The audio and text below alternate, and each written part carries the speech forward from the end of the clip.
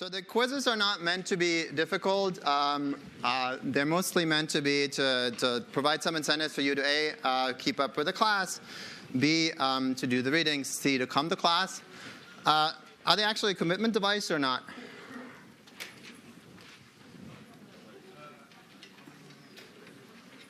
Yes? In general, are the quizzes a commitment device or not? By the definition that we had. Yes. Why is that? Because otherwise it could read all the readings right before the exam.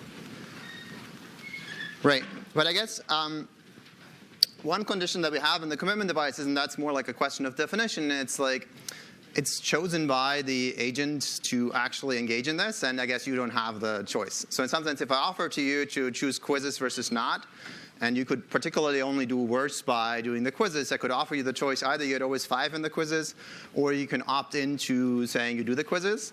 Then you choosing the quizzes would very much be in a commitment device. But if I sort of just impose it on you, then strictly speaking, it is not, even though it sort of functions in the exact same way as if you had chosen it. Okay. Mostly we are discussing empirical questions related to hyperbolic or quasi-hyperbolic discounting. I want to have a short intermezzo very briefly about sort of telling you about how to solve problems with quasi-hyperbolic discounting, in part because that's relevant to the problem set. I already talked with you briefly about sort of how do you deal with like fully naive agents, how do you deal with fully sophisticated agents. In some sense, it's fairly simple in these two cases, in part because these are special extreme cases. Now the third case is what do you do when you have a partially naive decision maker? And that's a little trickier. And we tend to not have that many problems related to partially naive decision makers because in part it's like a little tricky to do. So essentially what you do is you kind of do the same as you do for the fully sophisticated decision maker. You do start by doing backwards induction. You essentially solve for what does the person think they're going to do in the future. Right? For that,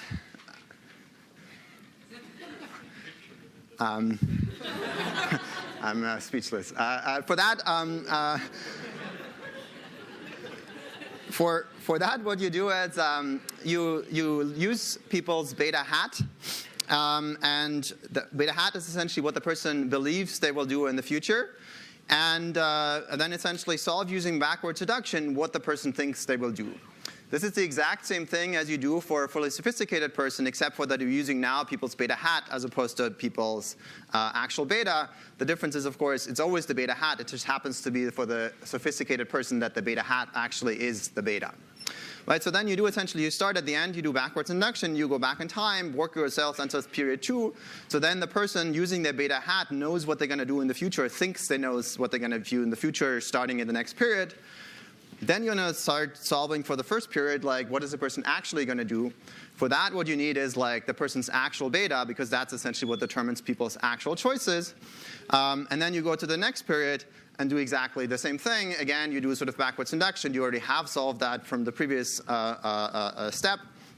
But then essentially in period 2, then the person actually uses again their actual beta for making their decisions.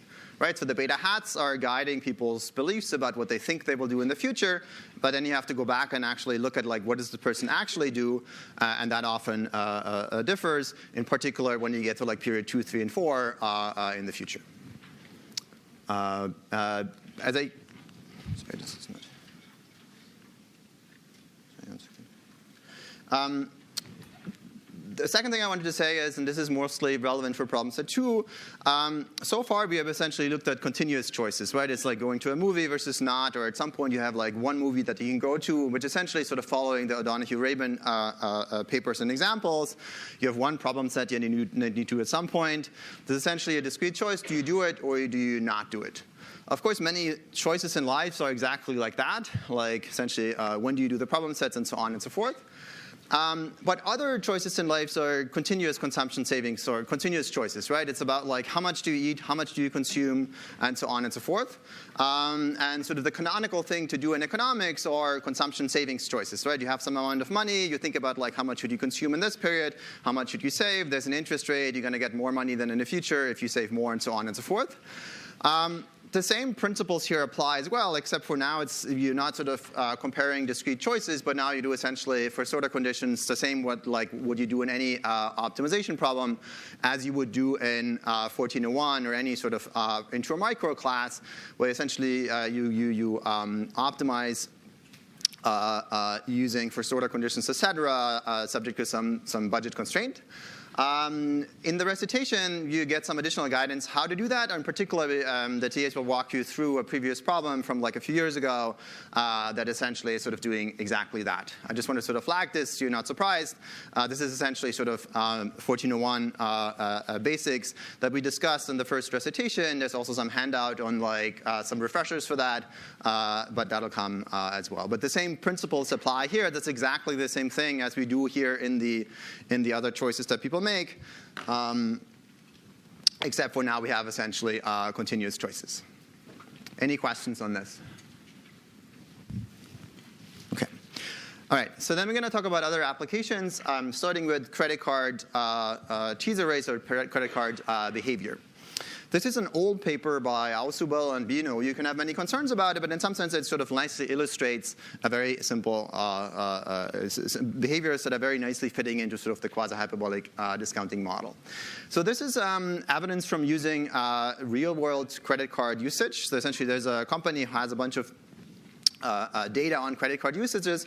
And as you might be aware, credit card companies send out all sorts of mailers about getting people to sign up for a credit card. In particular, once you're sort of out of school and have a gainfully employed, you get all sorts of like mailings and so on asking you to sign up for credit cards. Now, in this particular example, the company mailed out randomized credit card offers of the following types. There was like a standard credit card offer, which was a 6.9 interest rate for 6 months and 16% afterwards. So there's already sort of in some sense a teaser rate built in the sense of like it's starting to be, looks like it's really cheap. You might sort of think, oh, I'm going to just borrow for like a few a month, and then eventually it gets more expensive. The hope of the company, of course, is that you keep sort of borrowing from them once it actually gets more expensive. And then there's sort of two randomized conditions. There's the what they call the teaser deal, which is 4.9% followed by 16%. And then there's what they call the post-teaser deal, which is 6.9% followed by 4%. Right? Notice that like if you sort of borrow like a given amount for like quite a while, and that these two conditions are pretty much similar, depending a little bit how long you borrow. If you sort of borrow for something like a year, then it's about similar, the same. If you borrow for more than a year, then option 3 is probably better than option 2 for you for a given amount that you borrow. Right? So, but what the company then has is response rate and people's 21-month borrowing history for individuals who take up the card. Now, these are kind of selected, so you want to be a little bit careful how to interpret that. But sort of the response rates surely are the right thing to look at because they be randomized across people who got which letter. What they find is that the response rate is about 2.5 times larger, the increase in take-up in the second group relative to the third group. Now, given subsequent borrowing behavior, and that's kind of like endogenous, you want to be a little bit careful with that. But essentially, if you look at people's behavior, the latter is a much better deal, right? So you'd much rather have, as I said, you much rather have like deal number 3 compared to deal number 2. In particular, if you like borrow for like say 2 years, like $1,000, you're going to pay much more interest in deal number 2 compared to number 3. Yes? Now, how do we think about this from the quasi-hyperbolic discounting model? How do we explain this behavior?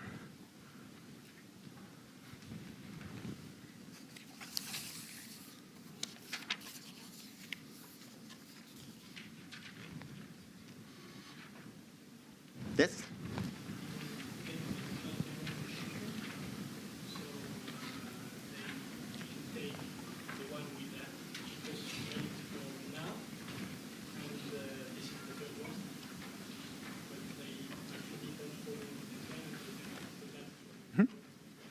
Yeah, exactly. So let me just repeat what you said. So you said, people think they will not borrow in the future. They're like, I'm going to borrow for a while. I'm going to borrow for a few months. I just need some money right now. In the future, surely I'll be patient. I'll pay everything back. And so no, it doesn't really matter what the interest rate is after 6 months. Therefore, I'm just going to optimize according to the 6 month period that I see. The third deal is cheaper than the second, so let me just pick that. And then, so the surprise, people actually then keep borrowing, and it ends up being a lot more expensive than it is. That's exactly right. That's what I have here as well. Now, if people are sophisticated, why would they choose option 2? Yes? To limit their spending, being restrained, the lesser they will be willing to spend. Right. So there's sort of the idea that essentially if you don't like your future self to borrow, you might want to actually choose a high interest rate sort of to protect you from doing that. Now, that's a very sophisticated sort of type of behavior. My guess is that at the end of the day, that'll not be particularly successful, because at the end of the day, the 2% difference is probably not making a huge difference. But in principle, the data is sort of consistent with that. We cannot rule this out. Now, there's other issues with like substitution to other cards and so on. So you might sort of that might backfire in various other ways. But in principle, at least, that's exactly right. Now, what evidence can we collect to separate these stories? So I show you this data from the paper that they have. Now, I can't, as I'm telling you, I can't really disentangle these stories because there's no other data available. But what other data would you want to know or would you like to collect to sort of disentangle from these two stories, or disentangle these two stories? Yes? Whether people continue borrowing. So you could look at their borrowing behavior, and then what would you conclude, or what data, what would you? So if they stop borrowing, that would imply they're sophisticated, and if they continue, that might imply they're naive. Yes, I think that's. In some, I think it's a little inconclusive in some sense, but yes, I think that's right. What else can we collect? Yes. Could you somehow add data on people's beliefs about their future borrowing? Yes, exactly. So if you ask people, like, what do you think you're going to do, that would be helpful. And then, in some ways, it will also be nice to have some form of like demand for commitment. We don't quite have this here because there's sort of neither of these options is actually dominated, right? You could sort of tell stories either way, but once you have a dominated option, the naive person would not pick that anymore. I think it's also right that like looking at sort of people's borrowing behavior, we can also learn from that in some sense. It can't be that like you keep sort of doing stuff that's bad for you if you're really sophisticated. But sort of, sorry. So two things I think that are you can sort of potentially collect clear-cut evidence to rule stuff out is one, collect beliefs about following borrowing behavior. So there's one very nice paper, a recent paper by Hunt Alcott and Dmitry Chabinsky and co-authors that looks at payday borrowers. This is like payday lending at really extremely high interest rates where people essentially borrow against their future paycheck, and they keep doing this over and over again. And what they do there, they actually elicit people's beliefs and say, what do you think is the probability that you're going to borrow again? You can ask that several people, and then essentially just look at like what are the actual beliefs, what are the actual borrowing rates about what fraction of people are actually borrowing again compared to like the perceived fraction. And what they find, in fact, is payday borrowers seem to be quite sophisticated. So these are people who like they actually know I'm going to like borrow again in like 2 weeks from now and so on, and I'm going to roll it over and over again. Now, they also find that that is more common among repeat borrowers. So like somebody who has like rolled this over 5 times, they actually don't have a lot of illusions of like what they're going to do in the future. They know they're going to roll it over again. When you look at people who are like first-time or second-time borrowers, things are different. There, people tend to think, I'm going to do this only once or twice, and then they sort of surprise themselves by borrowing again. That's sort of consistent with some story of learning, and essentially like they can't really necessarily nail that, but I think they find essentially that, or they interpret their evidence as people do seem to be learning over time. They also offer some form of commitment device. Essentially, they offer them to say, if you don't borrow again, we'll pay you $100, or like versions of that, or like you have to pay, or you can forego money if you not borrow, if commit to not borrowing again. They also find some evidence of that, sort of suggesting that, again, these payday borrowers seem to be quite sophisticated.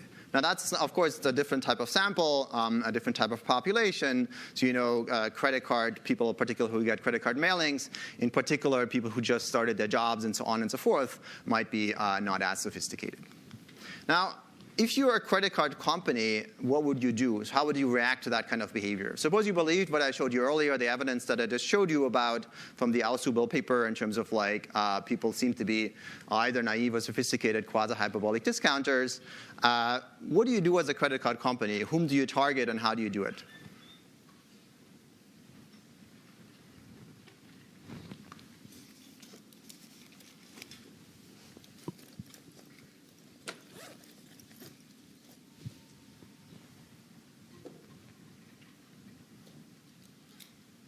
Yes?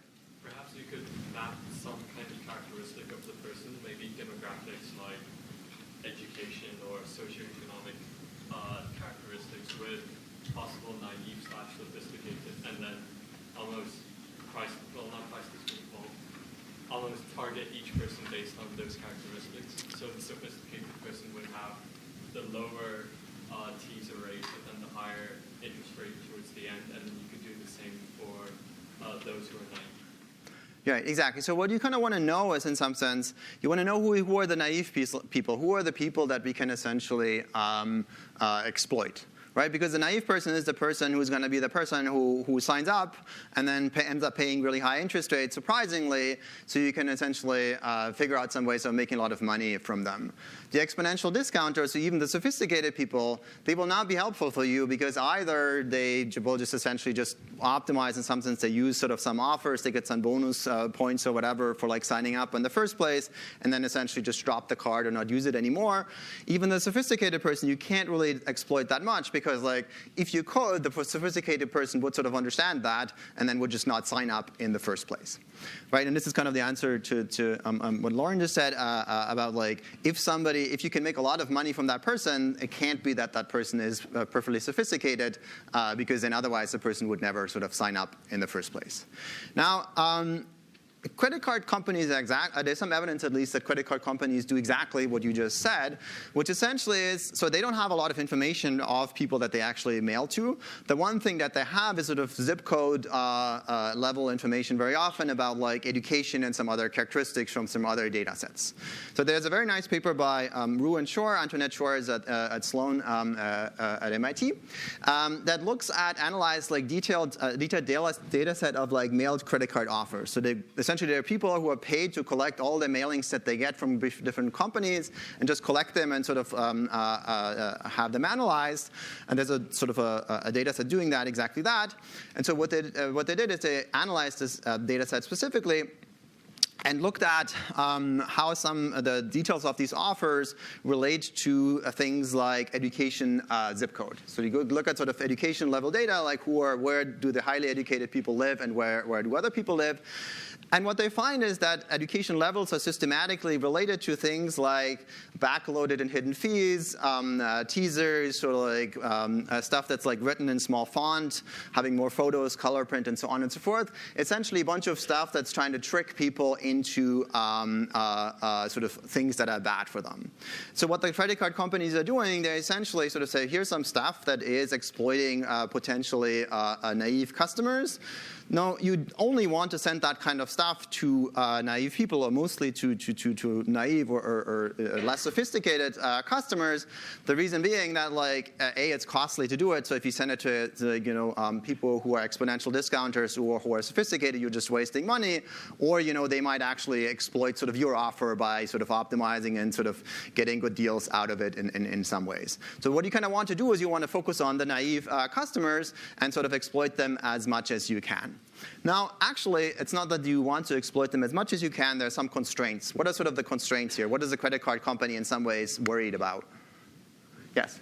You want to make sure that they can actually pay. Exactly. So this is a pretty cynical view of the world, but I think it's a pretty correct one in some ways, which is the credit card company wants to exploit people, but only to the extent that they can actually repay. The last thing the credit card company wants is for people to default, not because the credit card company actually cares about the people who might default, but rather because the credit card company has in trouble actually getting their money back, right?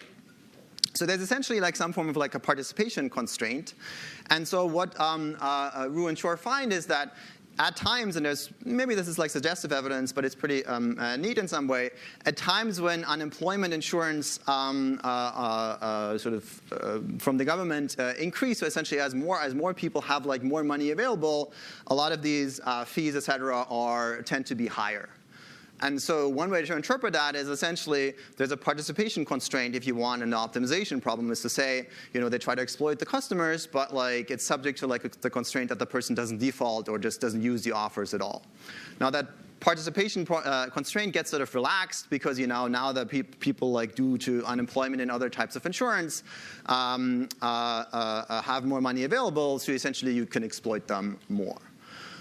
This is sort of like a pattern, I think, that's general for many cases. I think when you, for example, think about like gyms, you might sort of say, well, people choose in gyms the offers that gyms give to people. In a way, they are meant to exploit customers, or do you really want, what I showed you last time, is you really want to offer people like these, like, okay, you can monthly fees or whatever, like you want people to sign up, but then actually not show up very much to your gym because, then you have a certain capacity, you don't hit your gym capacity. But some people might then say, well, why not just ask people like to give them even more and more expensive contracts that they sign up, so they really sort of to screw them over more and more. The problem is like there's again like a participation constraint. If the person sort of realizes I'm spending way too much money on this and I'm not actually going to the gym ever, the person is just going to quit. Right? So you kind of want there's sort of this game where essentially you want your customer to be engaged, you want your customer to sort of come back sometimes and feel good about going to the gym sometimes and not feel terrible about not coming. So that's why essentially the gyms and other companies are always trying to be very motivating. We choose the best contract for you, we're trying to help you with this and that. But really it's sort of in some sense making the appearance of trying to help the customers, keeping them happy while you can exploit them at the same time. Now that's a very cynical view of the world, and I'm sure there are some companies who actually care about their customers, but in some sense, I think it can explain quite a few patterns that we see in the world. Any questions on this? Or comments? Okay. So then next is, and this is sort of like almost like a classic paper now because it's from quite a while ago. It's a paper by Nava Ashraf and colleagues in the Philippines. These are clients of a Philippine bank, and they are randomized to be into 3 different groups to be receiving 3 different kinds of savings product. The first one is essentially like a very simple, the first one, number 3, is like a control treatment, which is just a standard savings account. Here's an account that you can open, and you're going to get some interest rate for saving in this account. The second one is like a marketing treatment, which essentially is encouraging people to sign up. Otherwise, it's like the same, essentially saying like trying to get people to do it. Number 1, and this is I guess sort of the treatment of interest, is what's called the seed treatment, which is encouraging people to sign up, plus a commitment offer, which is clients can restrict their access to the deposits upon opening the account. So what you can essentially do is you can set some goals. These goals are either date-based or amount-based. So you can say, I want to save $1,000 or like some amount, and until I've reached that amount, I cannot withdraw any money. Alternatively, you can say, I would like to save until my husband's or my wife's birthday or some other child's graduation or whatever you want to save for, Christmas, etc. And only then we can withdraw the money. So you can see most people seem to be choosing sort of date-based types of goals, but others also have amount-based. You can see about 70% here are date-based and 30% are amount-based. Now what they find is, there's quite a bit of take-up of this account. And again, like when you think about this, like there's not a good reason to take up this account unless you want to sort of restrict your future self. So there's sort of some demand, some evidence of demand for commitment. Second, offering this kinds of account increases people's savings. So on average, people save more. I'm going to tell you a little bit about the distribution of that. Is actually everybody better off from doing that? But on average, people do save more. So essentially, it's kind of similar to the evidence that I showed you earlier. Commitment devices, at least on average, can improve outcomes or affect outcomes in some way.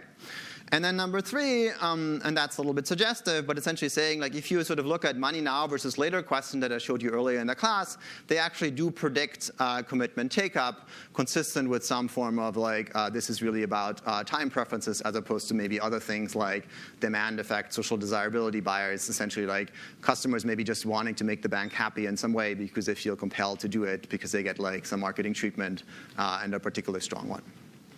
Any questions on this? Yeah?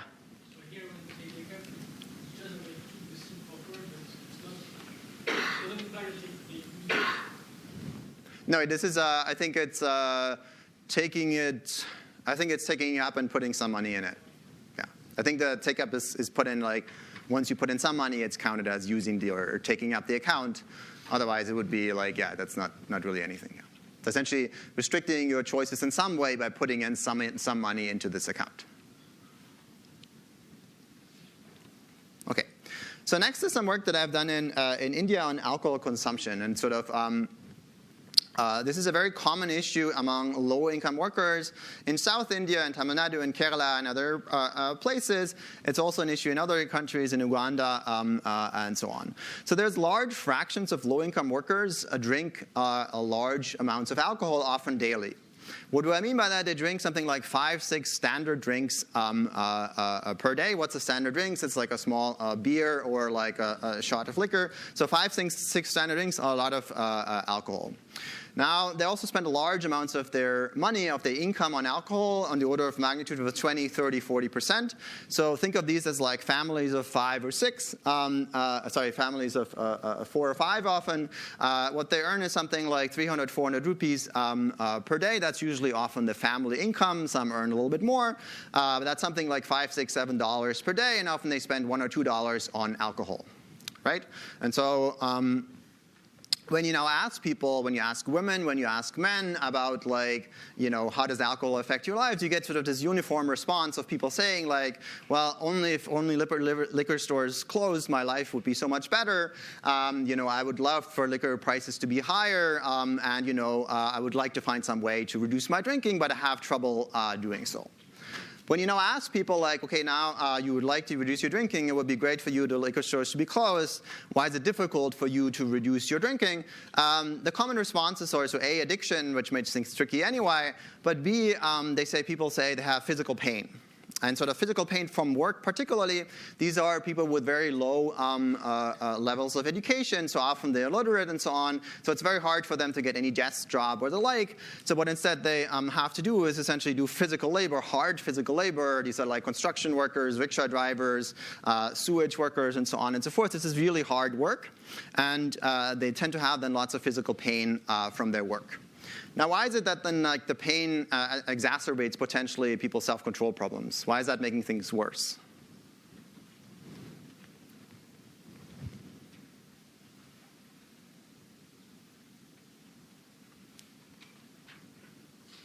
Yes? I mean, maybe reasons why you might drink.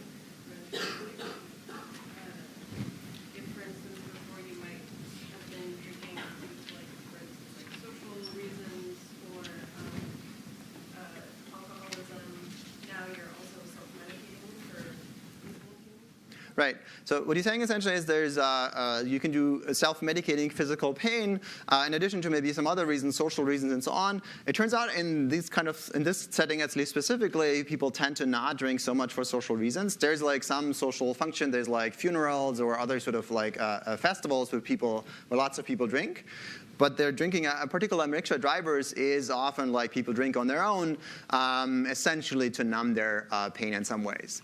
Now, when you think about like self-control problems, often where self-control problems arise is when you have short-run benefits and long-run costs, right? Essentially, that's sort of like the consumption good that people overconsume.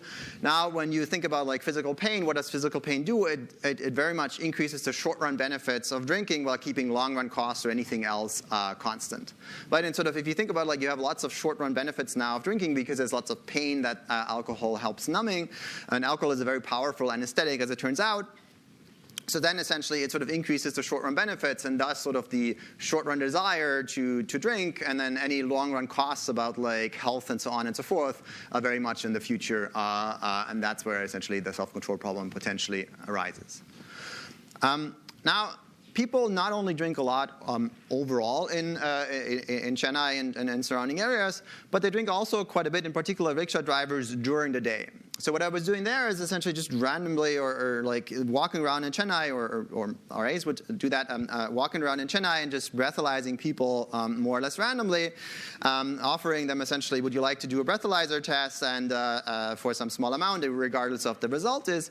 And about half of these rickshaw drivers, and these are all cycle rickshaws, so they, it's not particularly dangerous to do that, but about half of them are showing positive breathalyzer scores. So essentially half of them are at least somewhat inebriated, about 20-25% are pretty drunk, sort of as in like their blood alcohol content is about 0.1 or higher, which is above the US legal driving limit overall. Now, this is during the regular work hours. These are people who are actually at work. Now, then sort of seeing that and sort of having people report about their self-control problem, I was then sort of wondering, okay, now what kinds of commitment devices could be perhaps offered to people to reduce their drinking, given that they tend to report self-control problems or physical pain, or self-control problems related to physical pain are a key issue in sort of preventing them from reducing their drinking, if they desire to do so, of course. What could we do?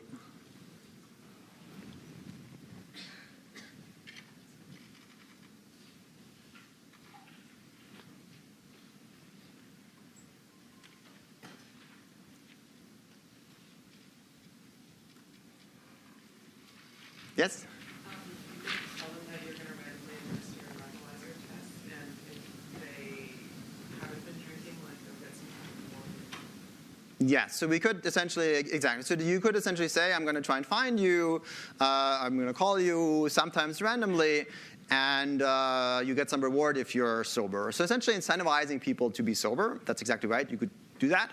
Now, is that so what would it be a commitment device? So what would like a commitment device for that look like? So what you just mentioned is essentially just providing people incentives, incentivizing them, and that could surely work.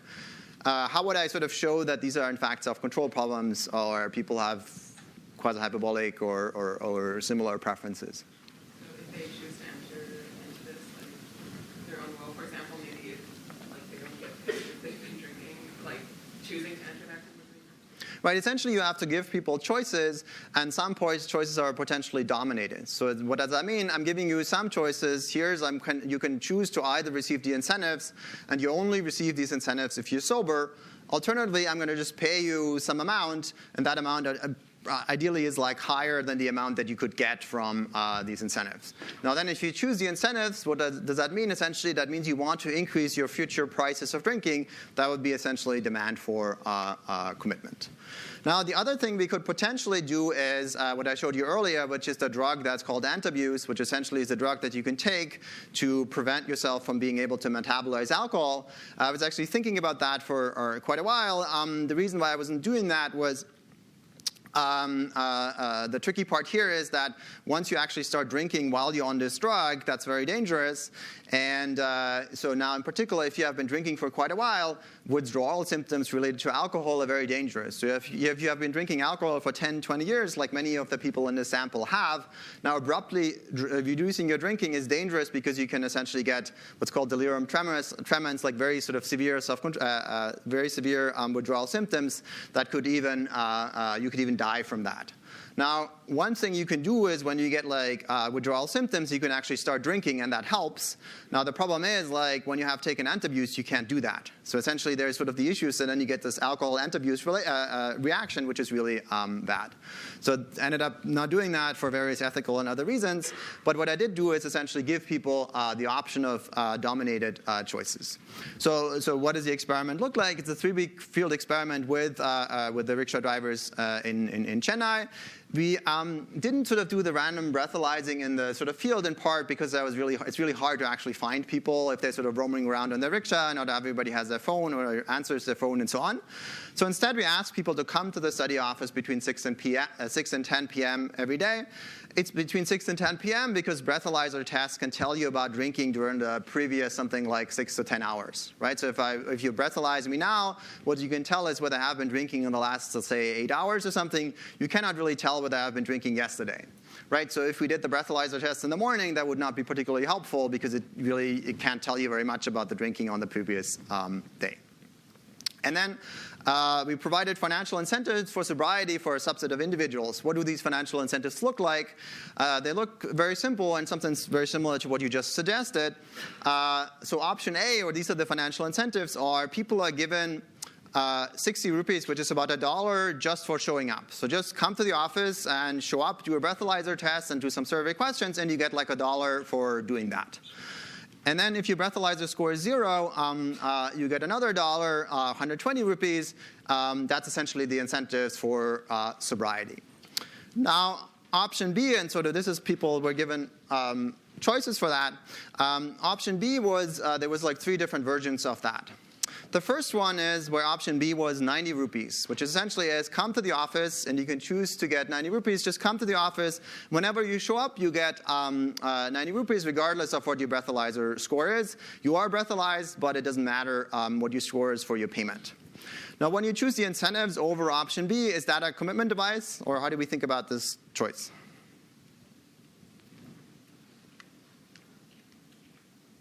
What do we learn from that choice?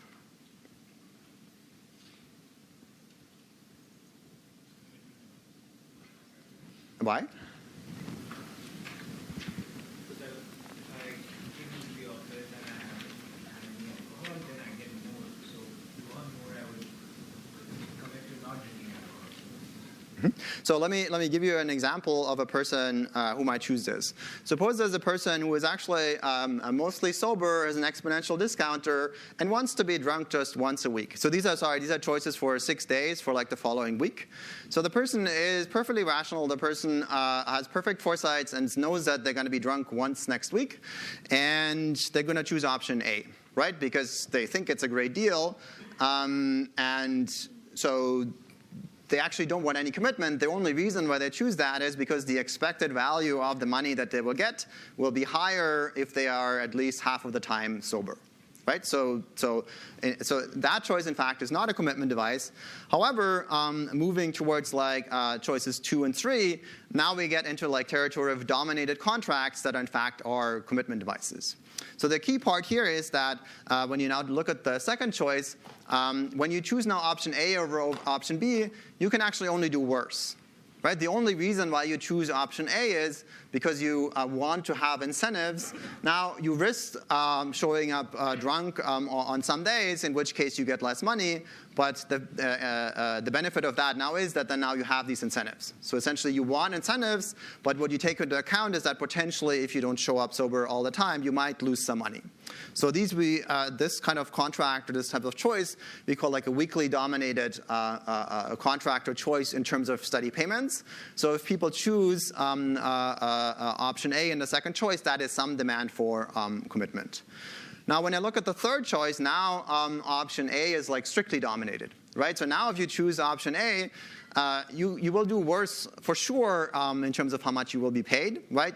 Every day you get like 30 rupees, which is about 10% of people's daily incomes. Every day you get 30 rupees less. And the benefit, again, is like incentives for sobriety. So if you want to choose these incentives, that'll be costly for you for sure. And now you have to sort of weigh whether you like those or not. So what I find is, and what you see here is essentially the fraction of people choosing incentives for choice 1, 2, and 3. So in black, you see choice 1, which is the 90 rupees choice.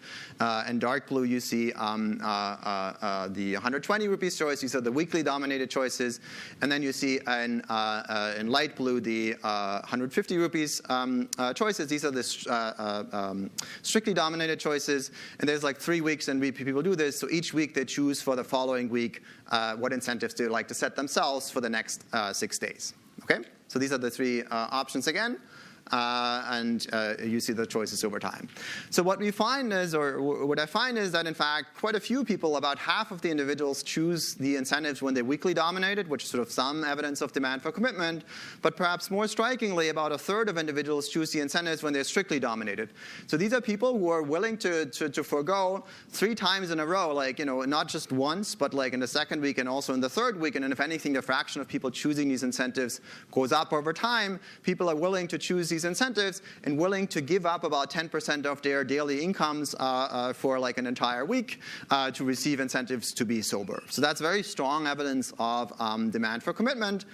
Now, what we also find is when you sort of randomize just the incentives themselves for some people versus unconditional payments overall, these incentives are in fact successful in reducing people's day drinking. So people actually show up more sober when they receive incentives. However, as you might have expected as well, the problem is like the breathalyzer incentivizes during the day, like the time before 6 and 10 p.m., before people come to the study office. It is not incentivizing sort of the time after this in the evening. And as you sort of, this is some work by Holmstrom and others would sort of say, if you have multitasking at sort of different times of the day or different actions that you can take, if you incentivize one thing, what often happens, people follow these incentives, but then they sort of substitute to other things in their life. So then what in fact happens that people's overall drinking does not decrease very much. So while people seem to have quite a bit of demand for these incentives, in fact, it is helpful for increasing their daytime sobriety, but not helpful for decreasing their overall drinking. So then I was looking at sort of the impact of that treatment in a sense like now people are more sober during the day. In fact, somewhat surprisingly, I find very little evidence on labor market outcomes. It's not actually people are working better, but I do find people make different savings decisions. People are willing to save a lot more when they're sober, even when you take into account that they also might have more money overall, or at least more money available. Yes? I was wondering if the result that you see that people start drinking at night might be a signal that you have some social considerability bias, and maybe people are taking incentives because they want to present themselves as someone who wants to stop drinking, but they may drink at night anyway.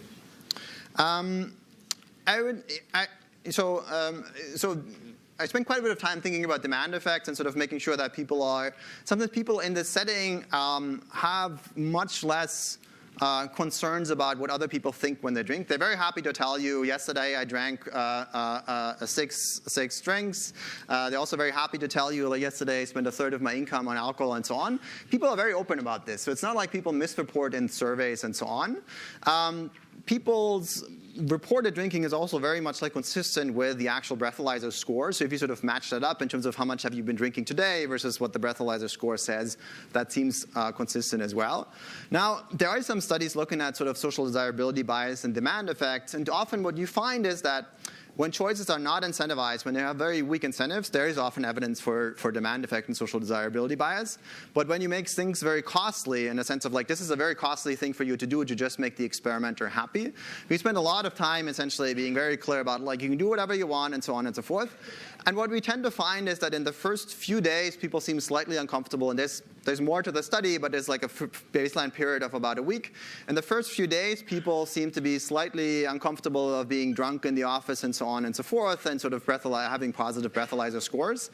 That goes away very quickly. So people are very happy to show up as drunk as they are. So I think overall I would think if this is one choice and you're like maybe people are making mistakes or people maybe want to make you happy, once you make that choice once, for a whole week you get essentially a lot less money than you would get otherwise. You make that choice again, you get like for a whole week a lot less money than you would otherwise, and then people choose it yet again. So like, while I can't entirely rule out this explanation, there's a discussion of that in the paper, but I can't rule out this entirely. It seems unlikely, at least in the second and third choice, given that it's really, really costly for people. But my question was also related to if they know that the commitment device is not working because they are drinking at night, why do they keep? Right. So the second question is like, okay, now why are people making these choices? So one broad question is like, okay, so when talking to people, a lot of people would say, well, they would come, be like, oh, last week, it was really difficult and I didn't really succeed and so on. And then they were like, from tomorrow onwards, things will be different. So there's lots of people who, in fact, seem naive in the sense of like they really think going forward they will change their behavior. often I think what they are reasonably clear about is how often they will actually be sober going forward. What they have trouble with is essentially predicting their behavior later in the day. So they seem to think like, okay, tomorrow I'm not going to drink, and then I'm also not going to drink at nights. That doesn't seem to change. Now, there's a second explanation that's also in the paper and discussed in more detail that I can't really necessarily rule out. There are actually some benefits of reducing people's drinking. These are all kind of like small benefits, but they actually sort of add up. So one part of that is savings. People save a lot more money. They get more interest from saving. That's actually quite a bit of money that they make from that. So they potentially make better decisions. Second, they have so while it's not significant, people have somewhat higher earnings. People also have somewhat reduced costs of drinking and so on. So there's some essentially evidence of several benefits that are in the order of magnitude of 5-10 rupees per day. So when you have somewhat increased earnings, somewhat reduced expenditures on alcohol, increased savings, and then on top of that, people would also tell you they like to be what they say like a sober man. These are all men. They like to be a sober man, and sort of they have some value of actually sobriety during the day. So I think it's a mixture. My guess is, if I had to best explain the evidence that we have, it's a mixture of there actually being some evidence of benefits of being sober that you can weigh against 30 rupees foregone benefits from the study. And there's also some naivete in a sense of people's beliefs about wanting to drink less also in the evening, and that's just not necessarily working out. I want to say another comment to this, which is when you see people choosing commitment devices that fail, you can't necessarily rule out that people are reasonably sophisticated. The reason being, for example, if I were a smoker that smoked a lot and the value of me stopping to smoke is really high. Suppose I think, if I just could stop smoking, I would live 5 years longer. That's a huge value in terms of the benefits. If somebody came to me and said, there's a commitment device with a 1% chance it's going to work, would you like to buy it, and it costs $100? I might actually choose this commitment device because it's sort of the expected value of that is actually higher, even if 99% of the cases I'm actually going to fail. So then you looking at the data, you might say, look, these people are essentially making a bunch of mistakes. But I think from their perspective, it's rather they have been drinking for so long, they struggle with this, and they try to reduce their drinking. There is a chance that maybe this will work, maybe it will not, so let me really try and do this and see. Unfortunately, as it turns out, it's in fact not successful, at least when it comes to their drinking overall. Okay. Second, speaking of smoking, has a second paper on commitment devices related to sort of addictive products. This is a voluntary commitment product for smoking cessation. Smokers are offered a non-standard savings account. This is the same setting as in the Philippines, where these are clients of a bank. These are smokers, so selecting on actually somebody being a smoker. And they are offered the following commitment device. You can deposit funds for 6 months, and then you can take a urine test for nicotine and cotinine, which apparently tests pretty well whether you have been drinking or not been smoking for the last week or so, or a bit longer. If you pass, you get the money back that's in your account. If you fail, the money is gone, essentially. Now, do we think is this a good commitment contract, or do we like this or not, or how do we think about this commitment contract?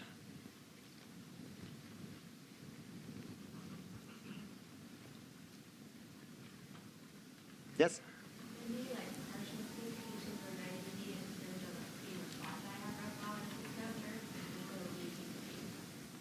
Yeah, so exactly. You could lose quite a amount of money and make people quite unhappy. But do we think, is this actually, suppose you were sophisticated, would you sign up, or how would you behave? Suppose I offered you the contract, you have it now, what would you do?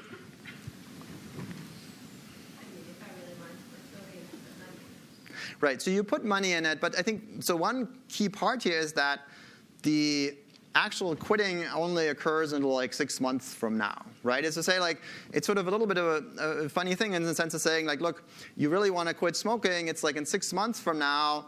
Now, you already have lots of long-run benefits, lots of long-run costs of smoking, which is, lung cancer, other health issues and so on and so forth. Now I'm sort of adding some of a long-run incentives in 6 months from now, which is a little bit far away. So what it sort of needs is, in a way, you would not start quitting to smoke right away. You would say, well, in 5 months from now, I can sort of stop. And now, of course, you can then sort of build your own commitment device by putting in a lot of money and then sort of really ramping up these incentives.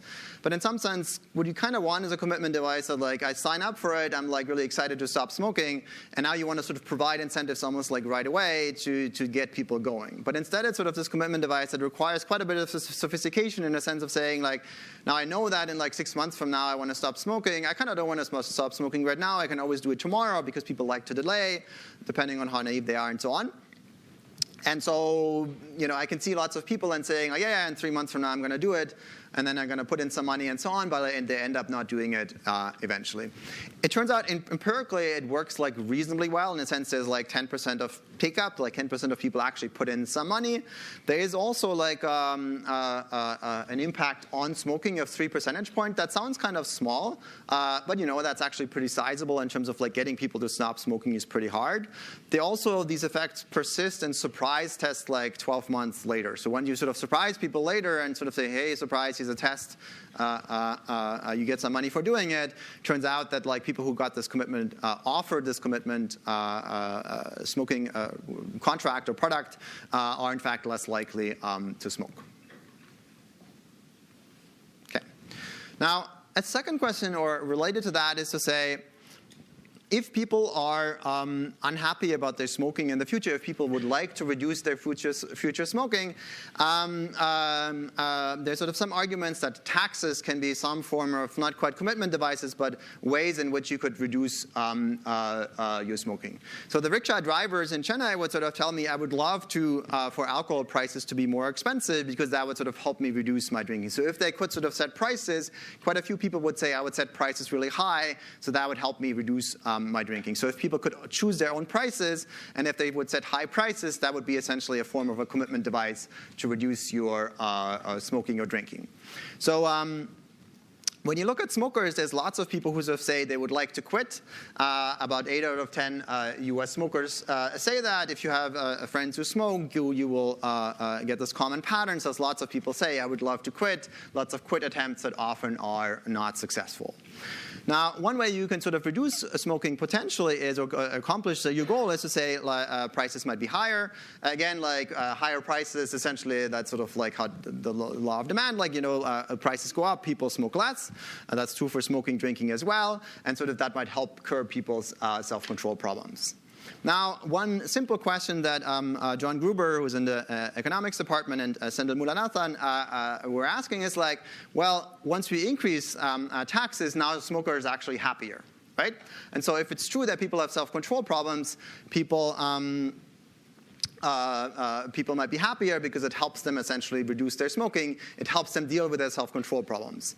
You could even say, like, once prices become infinitely expensive, as long as people can't substitute in certain ways or get around these sort of rules, they might even be happy about banning smoking because that would be the simplest way of getting rid of their smoking habit if they really want to do so. Now, Gruber and Mulanathan have like an empirical test of this in the US and Canada.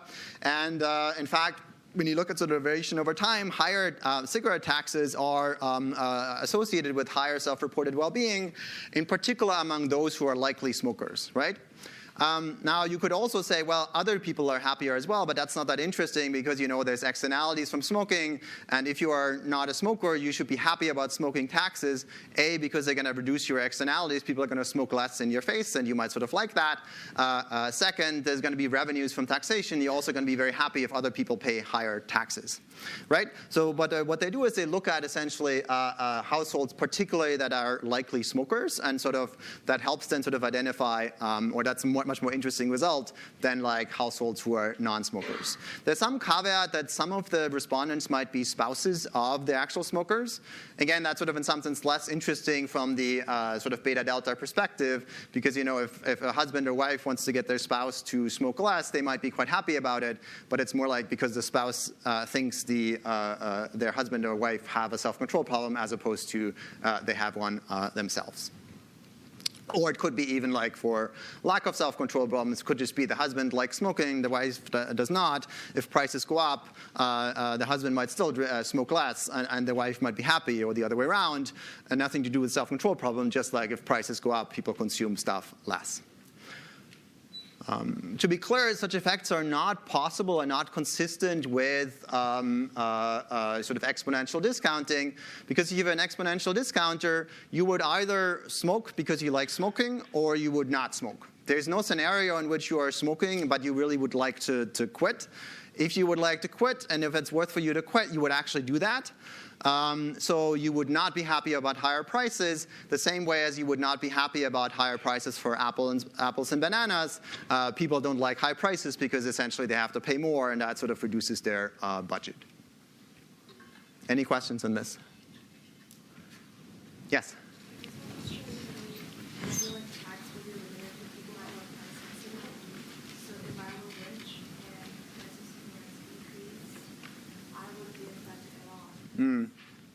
Yes. So one, I think you're bringing up a very good point, which is often a big discussion for so-called like sin taxes, which is essentially taxes on either cigarettes, on alcohol, on sodas, and so on. So there's different objectives often. One is essentially helping people who potentially have self-control problems. Second, there's sort of redistribution as a sort of goal or like a problem in some sense.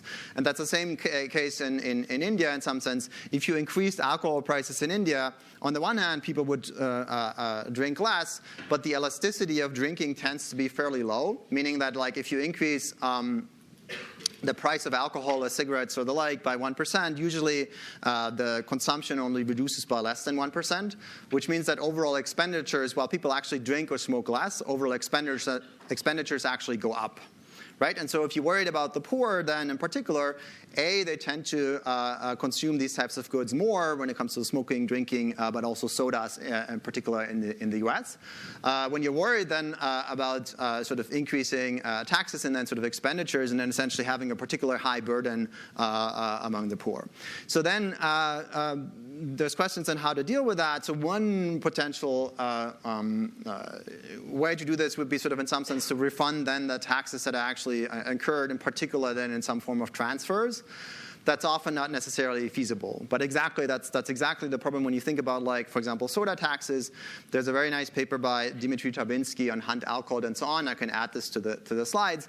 That essentially looking exactly that in the US, when you think about soda taxes, how do you deal with like two different objectives? One is helping people to consume less sodas if they desire to do so. And second, kind of redistribution, dealing with the fact that the burden is particularly high among the poor in terms of like how much money to pay. You kind of want it to be the opposite. You want like the rich to pay more taxes rather than the poor, and some of these taxes do the opposite. And then there's a question of like how do you weigh these two objectives, and how do you can maybe undo some of the effects that you're doing.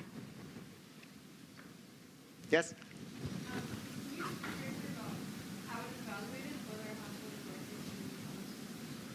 I think these are like simple. These are just simple surveys like about people's happiness and so on and so forth. Is that your question, or? How is determined that a household is likely? Oh, I think this is just trying to predict it using their demographics. So I think they don't. So one of the key. This is the key weakness of the study is like two things. They just do not have data on like does the respondent actually smoke. So they only know like essentially household characteristics, how rich are they, and so on and so forth from like essentially a bunch of survey questions. But there's no actual question of like do you smoke or not. And so that's why in part this paper in fact is not published in a top journal. The reason being that exactly that's the issue. Like A, you don't actually know whether the person smokes. B, it could be that it's a spouse of a smoker that's answering the question. So we kind of know that the propensity of that household to smoke from like other data sets when we try to just predict smoking using these demographics is high.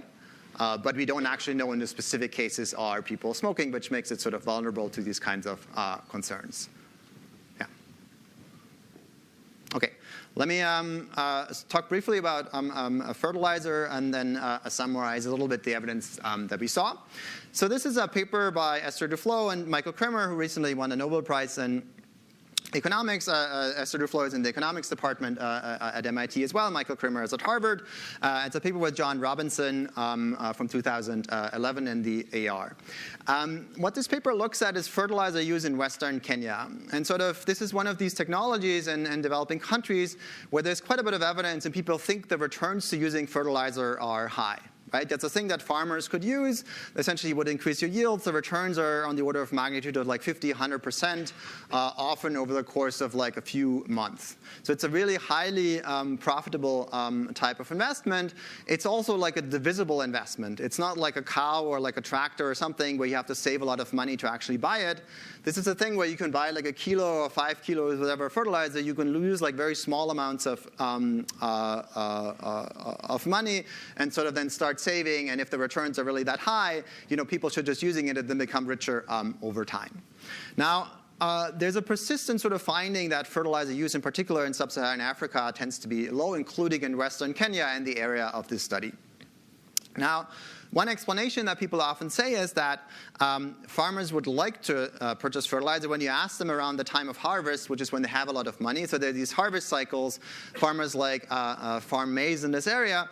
When you ask them around the time of harvest, when people have lots of money, and ask them about their plans to purchase fertilizer, they would say, oh yeah, I'd love to purchase fertilizer, it's great, and so on and so forth. But then lots of stuff comes up, lots of expenses pile up, school fees, and like friends ask for money, and like other festivals, and so on and so forth.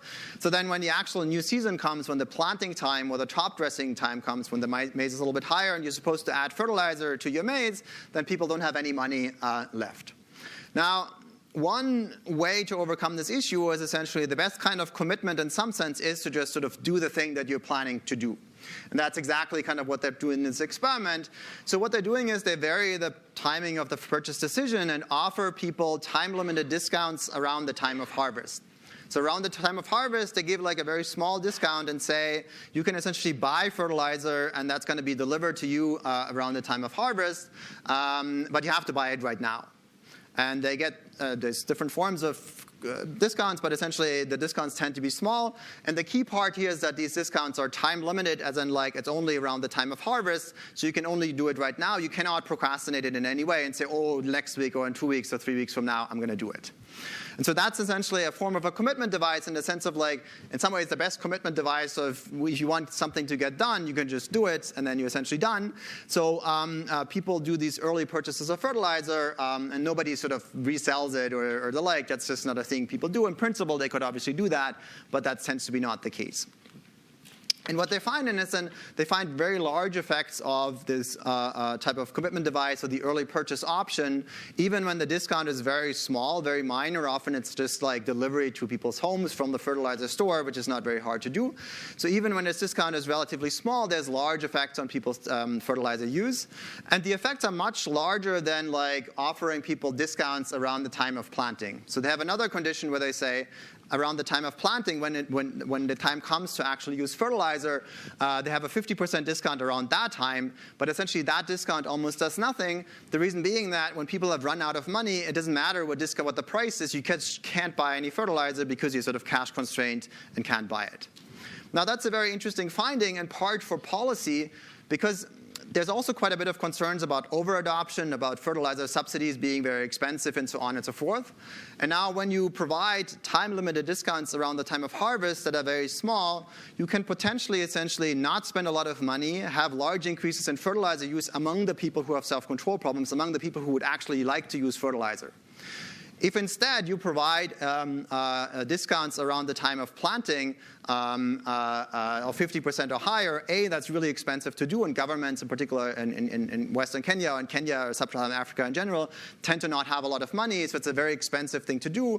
Plus you're also distorting a lot of decisions among exponential discounters, right? What you're doing is now I'm making fertilizer much cheaper for you. If you don't have a self-control problem to start with, you're going to overuse fertilizer because now essentially fertilizer is like artificially cheap for you. Essentially, so you push some people to overuse fertilizer using an actual discount around the time of planting. Instead, what this policy does is essentially gives like very small discounts that are very cheap, and it only affects or mostly affects people with self-control problems. Those are the people who essentially would sort of procrastinate buying fertilizer. They buy it right now. They don't spend a lot of money on it. And you could have potentially large effects, as they have shown in this paper. Any questions on this? Yeah? Did they do a part where they show that farmers become more sophisticated? No, they do not. They have essentially one-shot decisions for farmers, and they sort of have some effects over the course of several seasons, but it's essentially not the same choices and so on. So this is in some sense an early paper that doesn't quite sort of look into that. Some of the work on like sophistication and naivete sort of comes a little later. Okay, so let me briefly summarize and talk a little bit about people failing when it comes to using commitment devices. So I've shown you several examples, and there are quite a few more examples of demand for commitment in different research studies. These are all like research studies that people have done one way or the other. Often there's a significant share of people who demand commitment one way or the other. That sort of says there's a significant share of people who struggle with self-control problems in some way, and they also are at least partially sophisticated because they sort of understand it and demand commitment. Now, there's also like a very high variation in the fraction of people demanding commitment. In some places, it's very high, as I showed you in the alcohol examples, and in some other examples that I haven't necessarily shown you. In other examples, like for example in the smoking example and so on, demand for commitment tends to be actually quite low. So now, why is that? Well, we don't actually know necessarily. There's a few sort of explanations that people have. One of them is uncertainty. People might sort of be really worried about the risk. So if you have lots of uncertainty in your life, if you don't know whether next month you're going to be smoking or not, or you might have a really stressful month next month, and you don't quite know whether that's going to be stressful or not, you might not want to choose a commitment device because it's very costly for you potentially, because you might start smoking again or do other things for reasons that are not necessarily related to self-control. It's just out of your control. Similarly, for example, in the data entry example that I showed you, people might not choose to have a positive target because they're really worried about like risk. And in particular, one characteristic that was very much predictive of whether people choose these commitment devices, whether they have kids. The reason being that like the kids, they might be sick, they might have like really bad nights, and so on and so forth. And so that sort of increases the risk of like data entry productivity in the future. So one part is like uncertainty. A second part is naivete. Partial naivete can get people to not purchase or demand certain commitment devices. And naivete might vary quite a bit across settings, right? It might be that like you might just be like a first-time customer or first-time user of either payday loans or of drinking and smoking and so on. You might be quite naive. In contrast, in my setting in Chennai, when I looked at drinkers, there people have been drinking for many, many years. In some sense, they're not as naive about their drinking, at least overall. Another aspect is experience with commitment devices, and this is what your question was about. Kind of like when you provide people commitment devices, maybe it requires some learning over time. And again, like if you look at different settings, people have different types of experience. Overall, we don't know the answer to these questions. In a sense, we don't actually know exactly what's going on and why is demand for commitment quite different across settings. A second question that we don't really know is like, well, so there are these research studies that sort of look at like commitment devices and say, okay, commitment devices, at least in theory, should help some people. But we see actually very few real-world examples that actually help. Yesterday you mentioned some of them that seem to be at least helpful for some of you. By the way, if you could email me those, I'd like to collect them and report back to David Leibson, who sort of says, uncertainty is the issue. But we haven't really figured out, in some sense, if commitment devices were really that great, you would think that it really would take off. There would be a company who would really make a lot of money with using them. There are some companies that we see in the world, but it's not really, it can't really say it has really fully taken off. Perhaps some companies related to like cell phone usage or computer usage and so on, but it's not as sort of prevalent and widely used as we might expect, given the sort of the theory literature that we have. Now, one important part that's really sort of another potential contributor to depressed demand for commitment is that people might not only be naive in the sense that like they might not understand the value of commitment devices, and then that might sort of prevent them from taking them up, but even conditional on demanding commitment, they might fail. Right, and sort of there's a couple of examples here. For example, in the Philippine savings accounts example that I showed you, the seed commitment savings account, and John has a very nice paper that shows that, in fact, when you look at the same setting, a similar experiment, offering people this commitment contract has positive effects on people's savings. So people do actually save more on average compared to a control group. However, there's also a pretty large fraction of people who fail in reaching their goals, and then often they have to pay some penalty for doing that. Now, that's really bad marketing for your product, right? If you think about like selling this product, if you sort of like have half of your customers are really unhappy about it, that's going to be very tricky to do. So there's lots of questions about how to best design commitment devices. How can we perhaps target customers who might not fail and perhaps design them differently for different people, but we haven't necessarily figured out how to do that. Liang Bai and Gautam Rao have a similar, and co-authors have a similar example of a health commitment product in India, where essentially they try to incentivize people to go to hypertension doctor visits to get like checkups for their hypertension. Lots of people say they would like to go and so on and so forth. You offer them commitment devices to essentially provide themselves incentives to go. Pretty few people actually sign up in the first place, which is also consistent with some form of naivete and so on and so forth. But even among the people who sign up, lots of people actually fail. So you end up having people who essentially set themselves incentives to go to the doctor. They're willing to pay for going in the future or setting themselves incentives to go to the doctor in the future. And then they have these incentives, and then the incentives are actually not successful, and they end up not going. Again, that's sort of very much consistent with with naivete, or at least partial naivete or partial sophistication. And sort of there's many questions now about like if that's the case, how do we design better commitment devices that work for more people, that are more successful for people, and how do we avoid that some people sort of sign up for them when they in fact are doing worse? Because again, like that's really bad marketing for your product, and of course it's bad for the people who are doing worse. They would be essentially better off if they had never been offered this device, at least ex post. Now, any questions on this? Okay, so then very briefly, there's a second view that you might have is to say, well, maybe commitment devices are just not that helpful. In some sense, we have not figured out how to do this. Companies have had lots of time to figure this out. Researchers have not figured this out in the sense of like, well, we have lots of evidence of demand for commitment in terms of like people wanting commitment devices. We have actually not that much evidence of commitment devices being like useful in the real world in the sense of like persistently showing that they make things better. There are some examples to be clear. For example, the data entry example does show that like people are more productive at work, and probably employers should use that. But another view would be like, well, if commitment devices are not really helping, so think of commitment devices as a way of providing people some choice options for given self-control problems or given naivete. Now, there's different things you could do. You could do some things like in terms of like trying to address people's naivete and the problems that ask you a little bit to think about that. How do you actually get people to be less naive if that sort of depresses demand for commitment? Another way to say is you could try to reduce people's present bias or get at the sources of people's present bias overall.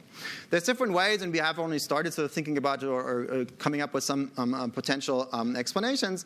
But for example, one thing, a paper that we have on sleep finds that when people are napping in the afternoon, which some of you do also in my class, that reduces your present bias and real effort task and also savings. So that's to say, perhaps sleep, perhaps alcohol consumption, perhaps other sort of factors might affect people's present bias. So if we could sort of understand these underlying factors, and if we could sort of tackle them, that would be another way of getting around potentially self-control problems causing trouble by sort of getting at the root of this particular issue if you think that's an issue overall. There's some other research that I find quite interesting, which is sort of the idea that you can, present bias is very much like related to attention in the sense that people pay too much attention to the present compared to the future. So now if you could sort of make the future more salient in certain ways, if you could make people think more about the future, how things will be like, they might sort of behave more patiently. So Hal Hirschfeld has like a series of papers, and this Hal Hirschfeld is the guy on the left, the picture that you see, who used sort of like computer software to make people look older. So on the right of the screen, you see Hal Horschfeld, like, I don't know, 40 years older or something. And so what they did is they tried to show people essentially pictures of their older selves. And this is how you're going to look like in 40, 50 years from now. And, then think about how things might be like in terms of like your health and so on and so forth. And then get people to make savings choices. And there's some evidence, at least, that sort of increasing people's focus and attention to the future might actually make them more patient. And there's quite a bit of work of people trying to do that right now. So just to give you a brief summary, I think I said already almost everything that's to be said. Exponential discounting is like a workhorse model of modern economics. It's extremely important. And just to be clear, it's helpful for many applications and it's been a very successful model. There's some limitations and some things that we cannot explain. So quasi-hyperbolic discounting or some forms of different discounting models might be able to improve the predictability of our models. Commitment devices in particular may help with improve outcomes, but we haven't quite figured out how to make them actually most useful for the world. There's lots of research going on in this area. Next week, we're going to talk about risk preferences. In particular, I'd like you to read the paper by Rabin and Thaler, 2001. In recitation this week, there will be more on time preferences, in particular related to the next problem set. And then sort of an introduction to risk preferences. If you don't remember what risk preferences are, you should very much come to recitation and get a refresher of that. Thank you very much.